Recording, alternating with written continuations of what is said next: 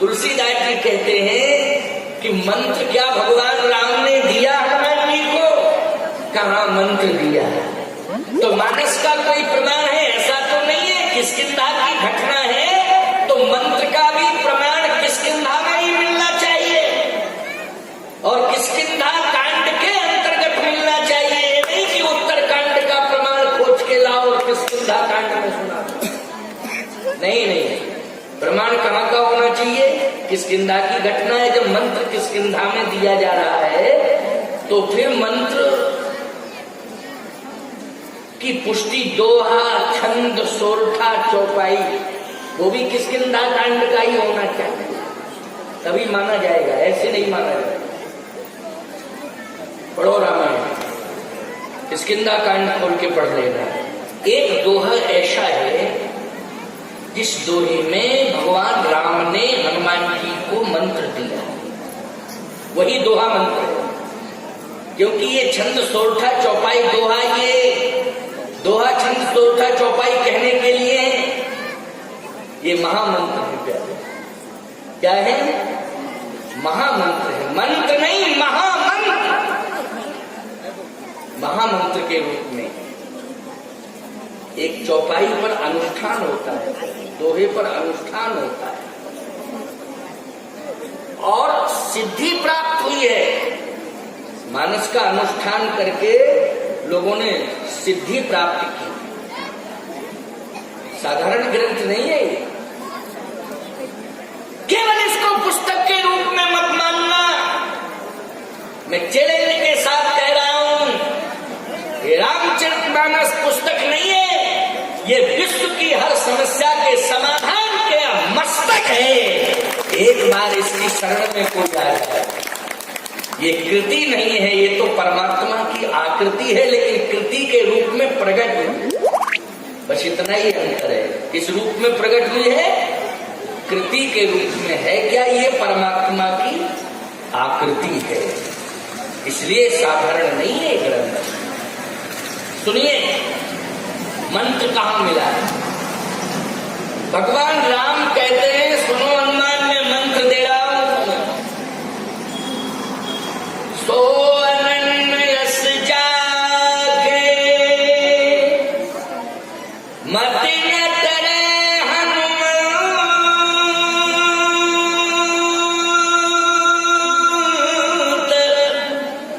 मेरा वही सेवक सच्चा, वही शिष्य सच्चा है। कौन सा? जो मेरी बात को माने, यही मंत्र है। सो अनन्य यस जाके मति न तरे हनुमंत, सचराचर रूप स्वामी भगवन। जगत में जिसे भी देखे उसमें मेरा दर्शन कर ले, यह है मंत्र। गुरु का उपदेश ही शिष्य के लिए मंत्र है कि नहीं? गुरु का उपदेश शिष्य के लिए क्या है? मंत्र। जगत में जिसे भी देखे उसमें मेरा दर्शन कर ले। क्यों भाई? मेरा दर्शन कर ले। वो आजकल के गुरु उल्टा उपदेश देते हैं कि पूरे जगत को मुझ में ही देखो, मेरे अलावा और कोई है ही नहीं। यही कह रहा आज का गुरु, आज का गुरु यही कह रहा कि पूरे जगत को मुझ में ही देखो, मेरे अलावा कोई है ही नहीं। मुझे ही भगवान मानो, मुझे ही सब कुछ मानो। यह है भ्रम। हमारे परंपरा को ऐसे ही लोगों ने कलंकित किया है। गुरु परंपरा, गुरु परंपरा प्यारे परमात्मा ने भी स्वीकार की है। ईश्वर भी जब आता है, नरलीला करता है, तो वो भी किसी गुरु की तलाश करता है कि नहीं करता है? मैं कहता हूं उस भगवान को भी योग गुरु की तलाश है। नहीं तो कहां मथुरा में जन्म लिया और पढ़ने के लिए उज्जैन गए, जब मथुरा में कोई गुरु ही नहीं मिला। भगवान कृष्ण पढ़ने के लिए कहाँ गए? योग गुरु की तलाश की कि नहीं की? क्या मथुरा में पैदा हुए, मथुरा में कोई गुरु ही नहीं मिला? उज्जैन आए पढ़ने के लिए। सुदामा पोरबंदर में पैदा हुआ। कितनी दूरी है उज्जैन की पोरबंदर की, मथुरा की उज्जैन की? जरा दूरी मिलाओ। लेकिन पढ़ने के लिए सुदामा कहाँ आया? जल्दी बोलो। उज्जैन आया, योग गुरु की तलाश। और याद रखना, ऐसा गुरु मिला, ऐसा गुरु मिला भगवान कृष्ण को, ऐसा गुरु मिला सुदामा को कि दोनों के माध्यम से श्रीमद् भागवत की रचना हो गई। प्यारे, श्रीमद् भागवत महापुराण का प्रादुर्भाव हो गया। बोलो हो गया कि नहीं हो गया? अगर सुदामा जी को भागवत से निकाल दिया जाए तो भागवत अधूरी है, भगवान कृष्ण को भागवत से निकाल दिया जाए तो भागवत अधूरी है। बोलो दोनों ही एक दूसरे के पूरक है ना, कृष्ण और सुदामा। लेकिन इन दोनों को आज संपूर्ण विश्व में प्रतिष्ठापित किया है तो किसने किया? योग गुरु ने।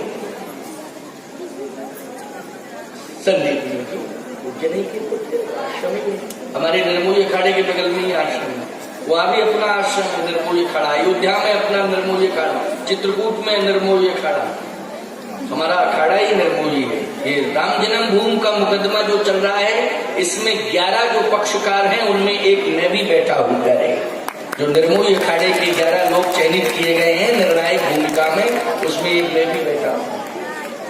संपूर्ण दस्तावेज जो आज सुप्रीम कोर्ट में प्रस्तुत हुए हैं वो कामतानाथ प्रमुख द्वार के कार्यालय से ही गए हुए हैं। सारा रिकॉर्ड चित्रकूट में था, क्योंकि अयोध्या का निर्मोही अखाड़ा और चित्रकूट का दोनों में अंतर नहीं है। जैसे दो भाई हों, एक जगह रह जाए, एक तिलठी में रह जाए और दूसरा मिर्जापुर में रह जाए या प्रयाग पहुंच जाए तो परिवार तो एक ही माना जाएगा ना। लेकिन रिकॉर्ड चित्रकूट में था। हमारे बाबा 2 बार विधायक रह चुके हैं, श्री 1000 श्री प्रेम पुजारी दास जी महाराज। इसके बाद दूसरी बार विधायक बने, स्वतंत्रता संग्राम सेनानी थे, नेहरू जी के साथ जेल में बंद रहे, साधारण संत नहीं थे, वो क्रांतिकारी थे। इसलिए पूरा रिकॉर्ड जितना था उनके पास, और उसी रिकॉर्ड के आधार पर हिंदुओं को आज राम जन्मभूमि मिलने वाली है। प्यारे, सुप्रीम कोर्ट के द्वारा। ये मैं चैलेंज से कह रहा हूं, क्योंकि मुझे पूरा अनुभव है, सारी जानकारियां हैं। तो मैं चर्चा कर रहा था कि मंत्र मिला, और मंत्र में भगवान ने संदेश क्या दिया हनुमान जी को कि मैं सेवक सचराचर रूप स्वाम भगवान। जगत में जिसको भी देखो उसमें मेरा दर्शन करना। ये संपूर्ण जगत मेरा ही है, इसमें मेरा वास है। हनुमान जी ने कहा मैं स्वीकार करता हूं, मैं स्वीकार करता हूं। एक अंतिम बात कह रहा हूं इसी बात की पुष्टि करके, क्योंकि मेरे पास समय का आज अभाव है। समस्या ही जब बोलने का मूड बना तो समय समाप्त हो गया। लेकिन चिंता मत करना, मेरे एक एक शब्द वर्षभर तुम्हारे हृदय में हृदयस्थ रहेंगे। और जब भी तुम कभी चिंतन करोगे प्रवचन जगत का, उस समय मेरा स्वरूप तुम्हारी आंखों के सामने आ जाएगा।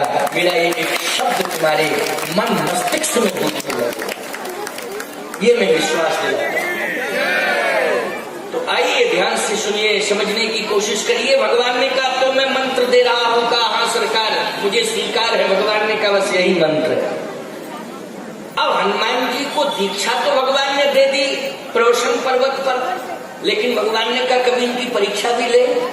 तो भगवान ने परीक्षा ली है त्रिकूट पर्वत पर। त्रिकूट पर्वत पर परीक्षा कैसे लिए, और परीक्षा में हनुमान जी उत्तीर्ण हुए क्या? का परीक्षा में हनुमान जी उत्तीर्ण हो गए। प्रमाण क्या है कि उत्तीर्ण हुए? त्रिकूट पर्वत पर भगवान लेटे हुए हैं, पूरा बानर परिकर भगवान के आसपास बैठा हुआ है। भगवान श्री राम ने दृष्टिपात किया चंद्रमा की ओर, देखो ये परीक्षा है हनुमान जी की, ये हनुमान जी की परीक्षा है। और हनुमान जी की परीक्षा के साथ साथ भगवान ने सबकी परीक्षा ले ली, लेकिन सब फेल हो गए, हनुमान जी पास हुए। पूरे बानर दल में केवल हनुमान जी पास हुए, बाकी सब फेल हो गए। आप कहोगे कैसे? क्योंकि मंत्र के प्रभाव से पास हुए, उत्तीर्ण हुए हैं हनुमान जी। तो किसके प्रभाव से हुए हैं, जल्दी बोलो? हनुमान जी उत्तीर्ण हुए हैं तो मंत्र के प्रभाव से उत्तीर्ण हुए हैं। मंत्र का प्रभाव, क्या प्रभाव है जरा इसको समझना। सब लोग आ गए, मेरी गाड़ी वाड़ी तो कहीं दिखाई नहीं आ गई है। अच्छा तब कुछ भगवान ने परीक्षा ली, त्रिकूट पर्वत पर लेटे हैं, देख रहे हैं चंद्रमा को। चंद्रमा को जैसे ही देखा, प्रभु कह ससिमह में जगताई,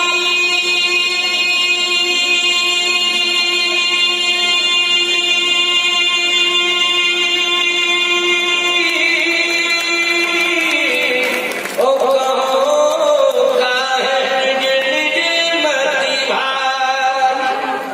भगवान ने कहा ये चंद्रमा में जो काला काला धब्बा है ये क्या है, ये मैं समझ नहीं पा रहा हूं।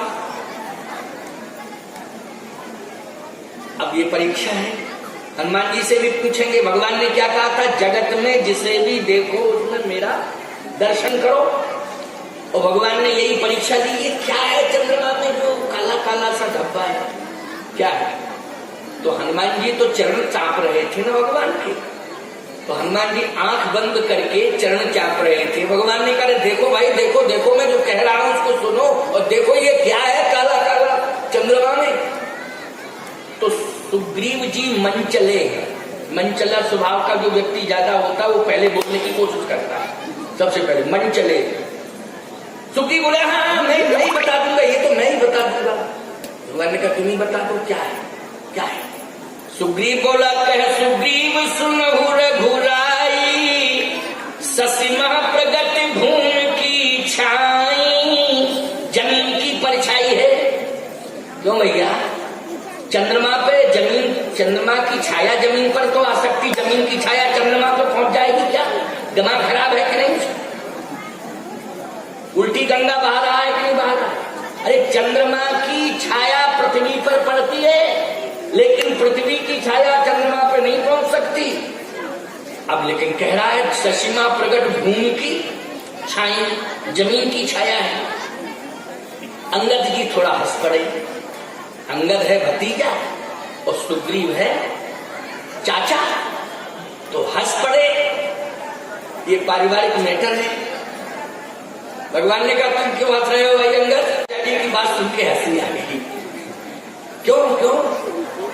क्या चाचा जी तुम्हारे बता रहे हैं चंद्रमा में जमीन की परछाई है, ये बात सही नहीं है? अंगद जी बोले महाराज एक बात बताऊं, जब से इन्हें जमीन जायदाद मिली हमारे पिताजी के मरने के बाद, तब से इनको हर जगह जमीनें जायदाद दिखाई दी। जिसे देखते उसमें जमीनें जायदाद दिखाई दी। क्यों भाई? ये जरा देखो धुआं हो रहा है। हाँ, तो मैं अंगद जी ने कहा कि इसलिए हंसी आ गई कि जब से मेरे पिताजी समाप्त हुए और इन्हें जमीन जायदाद मिली पंपा पुल की, किष्किंधा की, तब से इनको हर जगह जमीन जायदाद दिखती, इसलिए इनको चंद्रमा में भी जमीन जायदाद दिखाई दे रही। भगवान ने कहा अंगद तुम बता दो, अच्छा जमीन की परछाई नहीं है तो तुम बताओ अंगद क्या है? अंगद जी ने कहा महाराज अब मुझसे मत पूछो। नहीं हम सबसे पूछ रहे हैं, तुमसे भी पूछ रहे हैं, बताओ। अंगद कहता है महाराज सही बात तो यह है, को कहे जब विधिरत मुख की, को कहे जब विधिरत मुख की, तो साल भाग सस कर हर लीना। सुना जाता है महाराज जब ब्रह्मा ने कामदेव को बनाया तो सारी सुंदरता के खजाने से निकाल करके ब्रह्मा ने कामदेव को दे दी। और जब कामदेव की पत्नी रति का निर्माण ब्रह्मा करने लगा तो सोचने लगा कि अब सुंदरता का खजाना खाली सुंदरता कहां से आ गए। भगवान समझ गए कि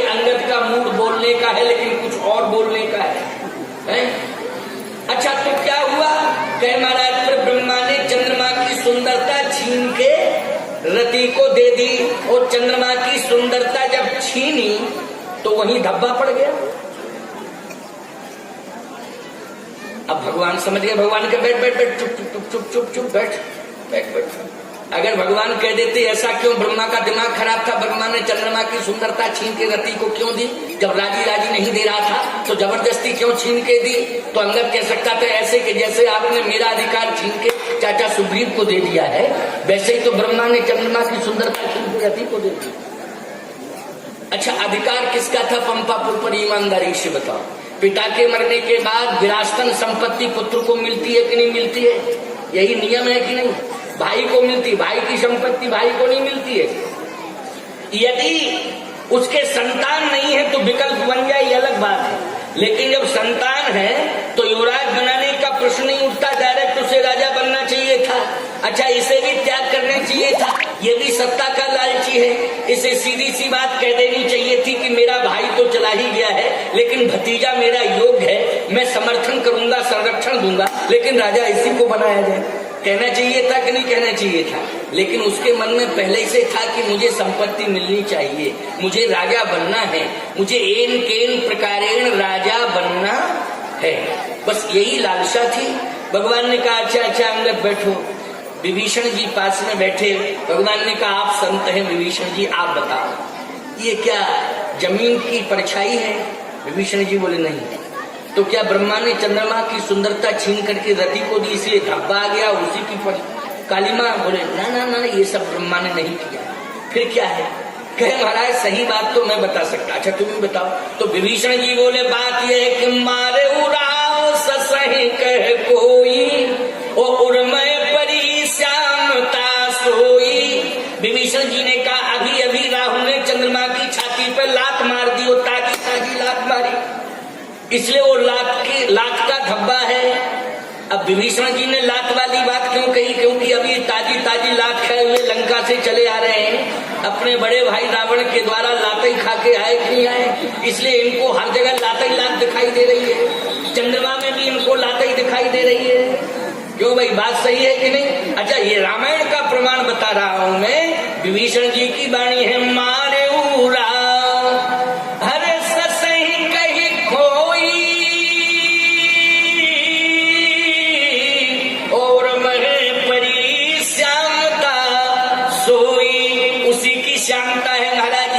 दिखाई दे रहा और कोई बात नहीं। बस सही बात तो यही है कि राहु ने चंद्रमा की छाती पर लात मारा। भगवान ने कहा अच्छा अच्छा अच्छा। हनुमान जी सामने थे। भगवान ने कहा हनुमान जी सब बोल रहे, तुम क्यों नहीं बोल रहे? भगवान ने कहा आप क्यों नहीं बोल रहे हैं हनुमान जी, आप भी तो बोलिए। हनुमान जी ने नेत्रों में आंसू भर के जिस समय चंद्रमा को देखा, कहे बोलो क्या दिखाई दे रहा है? जमीन की परछाई। हनुमान जी ने कहा नहीं। क्या ब्रह्मा ने सुंदरता छीनी चंद्रमा की? हनुमान जी ने कहा नहीं। क्या राहु ने लात मारी? हनुमान जी ने कहा नहीं। फिर क्या दिखाई दे रहा है? हनुमान जी ने कहा कि आप कहां निवास करते हैं? भगवान ने कहा मैं अपने भक्तों के हृदय में निवास करता हूं। हनुमान जी ने कहा आप अपने भक्तों के हृदय में निवास करते हैं तो चंद्रमा को आप क्या मानते हैं? क्या चंद्रमा मेरा भक्त है? तो हनुमान जी ने कहा जब आप भक्तों के हृदय में निवास करते हैं और चंद्रमा आपका भक्त है तो मुझे चंद्रमा के हृदय में आपका ही दर्शन हो रहा है और किसी इसका दर्शन। कहे हनुमंत सुनो प्रभु, बोलो मंत्र सार्थक हो गया कि नहीं हो गया?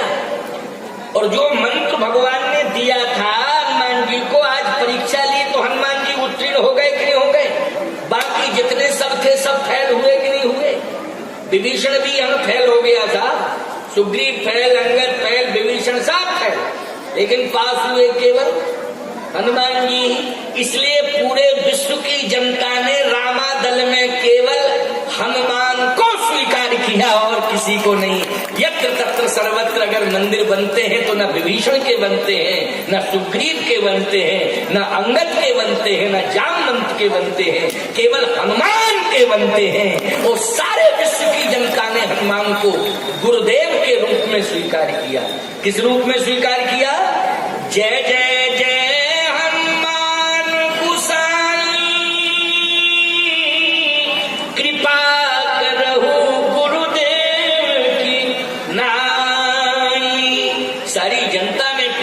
ने हनुमान जी को गुरु के रूप में स्वीकार किया।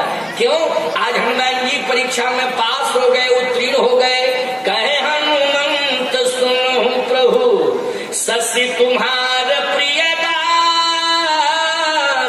और तो मूरत विधुर बसत सोई श्याम का भास। बोलिए हनुमान जी महाराज की। तो आज यज्ञ भगवान की परम पावन गोद में बैठकर आपने श्री हनुमान जी महाराज की महिमा, शनिवार का दिन था इसलिए मैंने शरणापन्न कैसे हनुमान जी हुए, शरणागति कैसे हनुमान जी की हुई है, यह प्रसंग आपने श्रवण किया और आप सबको मैं हृदय से साधुवाद देता हूँ।